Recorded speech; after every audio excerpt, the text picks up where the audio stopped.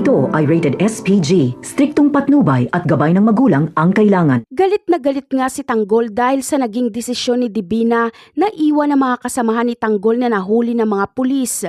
Hindi nga inaasahan ni Tanggol na ganun na lang pababayaan ni Divina ang mga kaibigan niya, samantalang malaki ang pakinabang ni Divina sa kanila. Kaya naman, galit ngang kinumpronta ni Tanggol si Divina. Ngunit nangatwiran lang si Divina na tama lang ang ginawa nila dahil kung binalikan pa nila ang mga kaibigan ni Tanggol ay baka pati sila ay mahuli rin. Ngunit hindi nga kumbinsido si Tanggol sa rason ni Divina sa pag-iwan nila sa mga kaibigan niya.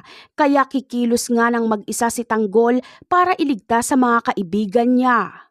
Ngunit ang desisyong ito ni Tanggol ay mariing tututulan ni Divina dahil maaari itong ikapahamak ni Tanggol. Si Tanggol lang kasi ang inaasahan ni Divina sa lahat ng negosyo nila kaya gagawin niya ang lahat maprotektahan lang ito. Kaya si Divina ang gagawa ng paraan para makalabas agad ang mga kaibigan ni Tanggol.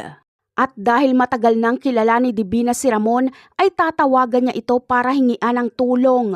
Ngunit walang kaalam-alam si Divina na mortal na kaaway pala ni Tanggol si Ramon, kaya dadalhin niya si Tanggol sa mansyon ng mga kabalyero at ikakagulat niya kung bakit magkaaway si Tanggol at Ramon.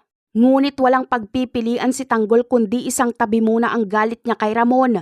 Ang mahalaga sa kanila ngayon ay mailabas sa bilangguan ng mga kaibigan ni Tanggol dahil alam ni Divina na may kaibigan si Ramon na general at alam niyang matutulungan sila nito. At yan ang aabangan natin. Bye!